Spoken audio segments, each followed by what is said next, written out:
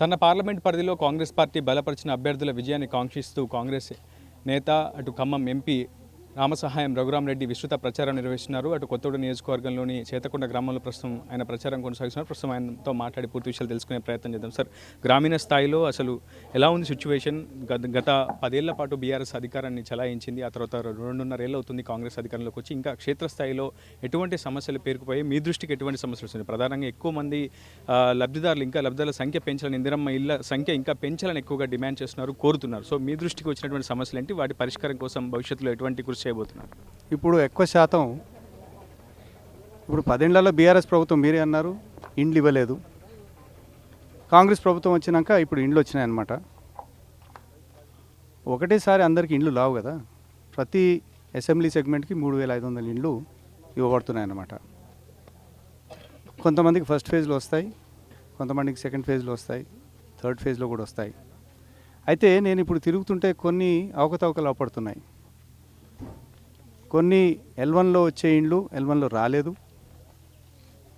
L2లో వచ్చే ఇండ్లు L1లో వచ్చినాయి.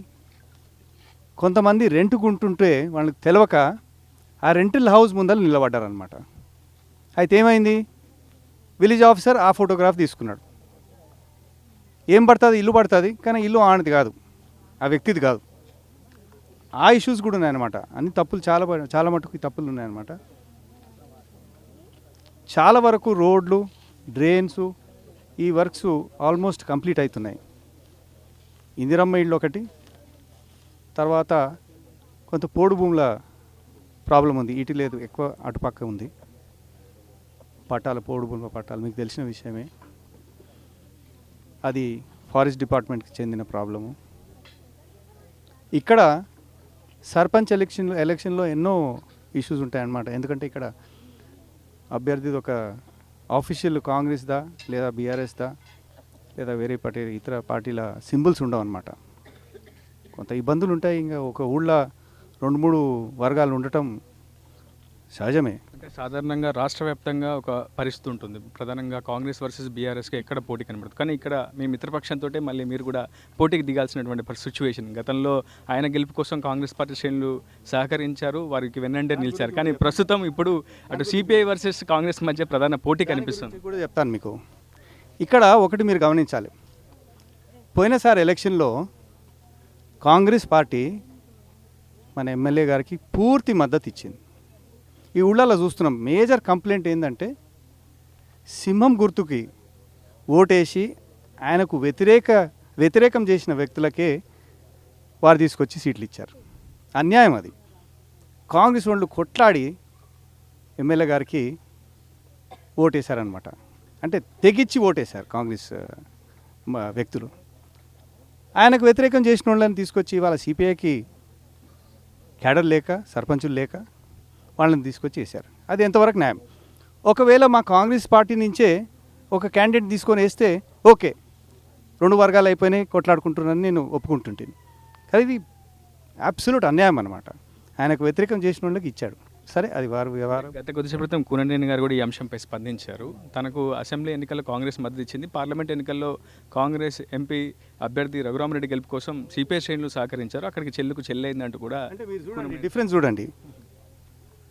ఆయనకి ఎన్ని ఓట్లు వచ్చాయి, నాకు ఎన్ని ఓట్లు వచ్చాయి. మీరు అడిగిన ప్రశ్నకు దానికే సమాధానం. ఇంకా నేను ఇవ్వని అవసరం లేదు, దాంట్లోనే సమాధానం ఉందన్నమాట. విన్నారా? ఫైనల్గా మీ పార్లమెంట్ పరిధి, మీ ఫండ్స్ అధికంగా ఉంటాయి, ఇక్కడ అభివృద్ధి చేయాల్సినటువంటి కార్యక్రమాలు కూడా చాలా ఉన్నాయి. చాలా ఆవేశపూరితంగా మాట్లాడుతున్నాను. నిజానికి ఎంపీగా పోటీ చేసినప్పుడు ఇంత అగ్రెసివ్గా రఘురామ్ లీడర్, కానీ ప్రస్తుతం ఈ ఎన్నికల్లో ఆ అగ్రెసివ్ చెప్తాను.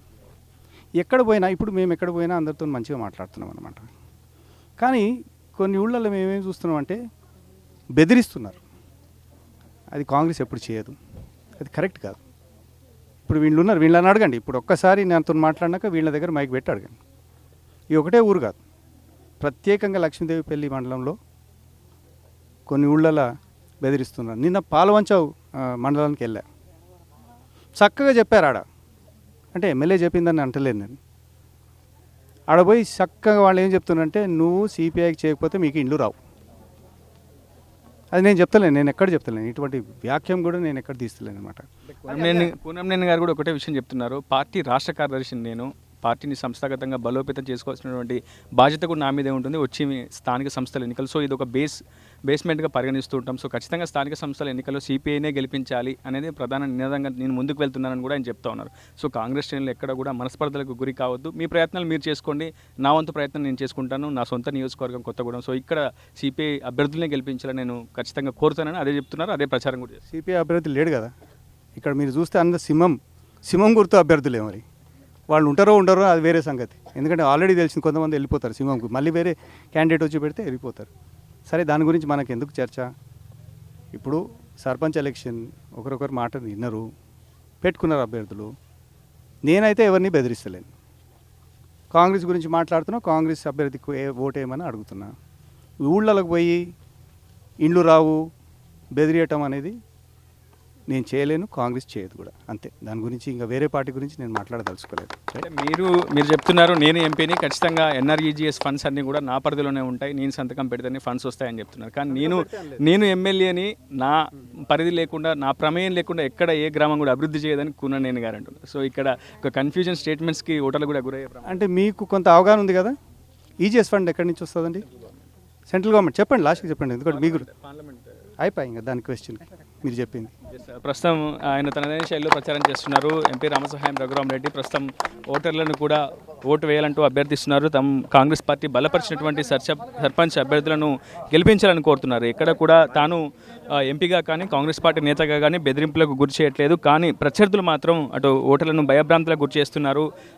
ఖచ్చితంగా తమను గెలిపించకపోతే అభివృద్ధి జరగదంటూ కూడా భయభ్రాంతులకు ఓటర్లను గురి చేస్తున్నారంటూ కూడా ఎంపీ రామసహాయం రఘురెడ్డి చాలా సంచలనమైనటువంటి కామెంట్స్ అయితే చేస్తారు. ప్రస్తుతం ఆయన ఎన్నికల ప్రచారంలో పాల్గొంటున్నారు. కొత్తగూడెం నియోజకవర్గ వ్యాప్తంగా తన భుజస్కంధాలపై వేసుకొని కాంగ్రెస్ అభ్యర్థులను గెలిపించాలని ప్రతి వాడ తిరుగుతూ స్థానిక సంస్థల ఎన్నికల్లో ఒక ప్రత్యేకమైనటువంటి ప్రచార శైలితో తాను ముందుకు వెళ్తున్నటువంటి సిచ్యువేషన్ ఉంది. ఇది వినియోగ నాయనరావుతో రిపోర్టర్ ఉదయ్, RTV కొత్తగూడెం నుంచి. Local to global news at your finger tips.